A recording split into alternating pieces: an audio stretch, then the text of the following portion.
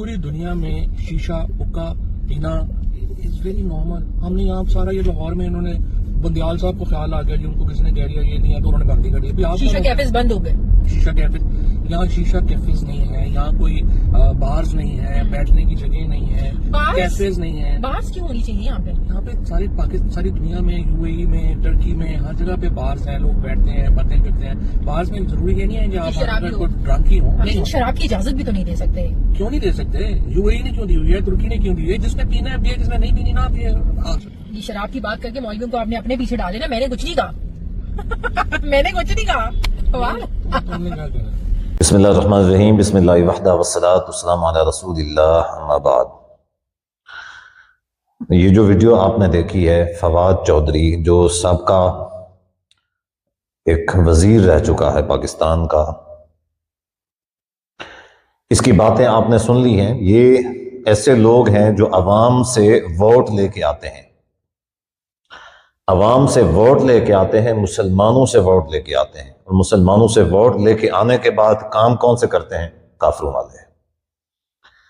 اللہ تعالیٰ نے قرآن مجید میں ارشاد فرمایا ہے کہ یا ایھا الذین آمنوا انما الخمر والمیسر والانصاب والازلام رجس من عمل الشیطان فاجتنبوہ لعلکم تفلحون.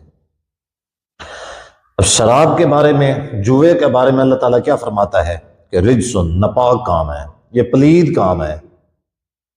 فاجتنبوہ, ان سے بچ کے رہو. لعلکم تفلحون, تاکہ تم کامیاب ہو جاؤ. اور کہ یہ شخص یہ کس چیز کا تقاضا کر رہا ہے؟ اس چیز کا تقاضا کر رہا ہے کہ دوسرے ملکوں کے اندر ہوتا ہے شراب جو ہے نا حلال ہے, وہاں پہ اجازت ہے, شراب عام طور پہ بک رہی ہوتی ہے, لوگ پی رہے ہوتے ہیں, تو پاکستان میں کیوں نہیں ہے؟ پاکستان میں کیوں نہیں ہے؟ یعنی ان کو اس چیز سے کوئی غرض نہیں. میں کسی کو کافر نہیں کہتا, نہ میرے اندر اتنا اختیار ہے, لیکن یہ ضرور کہہ سکتا ہوں کہ ان کے کام مسلمانوں والے نہیں ہیں, کام ان کے مسلمانوں والے نہیں ہیں. ووٹ مسلمانوں سے لیتے ہیں, حکمران مسلمانوں کے بنتے ہیں, کام کون سے کرتے ہیں؟ کافروں والے. امریکہ کے اندر ہے, کینیڈا کے اندر ہے, برطانیہ کے اندر ہے, اٹلی کے اندر ہے, جرمنی کے اندر ہے, دوسرے بہت سارے ممالک کے اندر ہے شراب. یو اے ای کے اندر ہے جی, اس نے کہا یو اے کی, اس کے اندر اس کے ساتھ خاتون بھی بیٹھی ہوئی ہے, وہ بھی کہہ رہی ہوتی ہے کہ آپ نے سارے مولویوں کو اپنے پیچھے لگا لیا. میں نے کوئی بات نہیں کی ہے, اور صحیح بات یہی ہے کہ مولویوں کو آپ نے اپنے پیچھے لگا لیا ہوا ہے.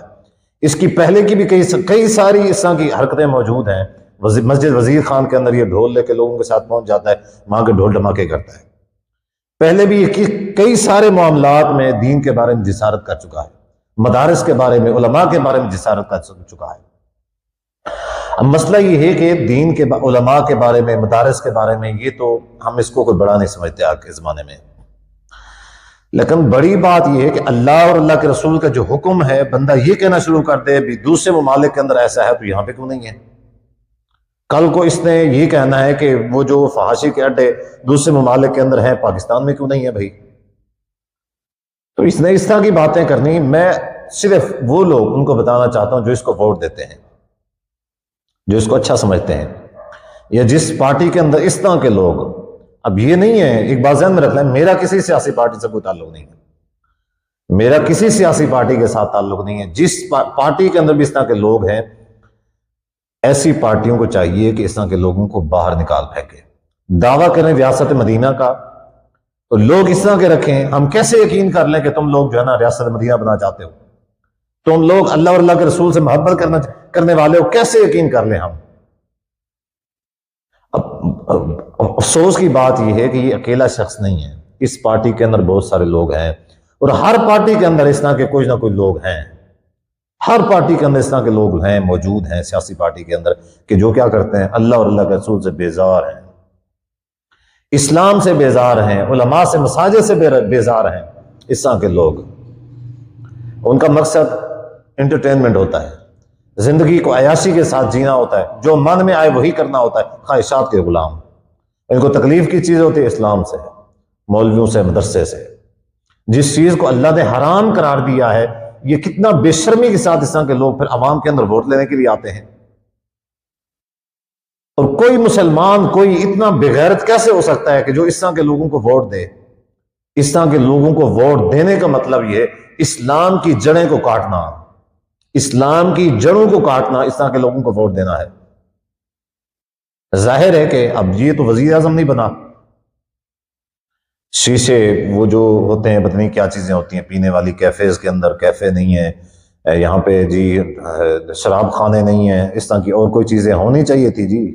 مندیال صاحب کو پتہ نہیں کس نے کہا ہے، انہوں نے سارے کام ختم کروا دیے ہیں، اب اس کے اختیار میں نہیں ہے، ظاہر ہے خواہشات تو ہیں اس کی، اب اس کے اختیار میں جتنا کچھ ہوگا یہ اس طرح کے کاموں کے لیے کرے گا، اس طرح کے کاموں میں اتنا زور لگائے گا، اتنا محنت کرے گا، اس کے اختیار میں نہیں ہے۔ اب جو اختیار دینے والے یعنی کہ جو ووٹ دینے والے لوگ ہیں، قیامت کے دن وہ بھی اللہ تعالیٰ کی بارگاہ میں جواب دے ہوں گے، اللہ کی بارگاہ میں وہ بھی جواب۔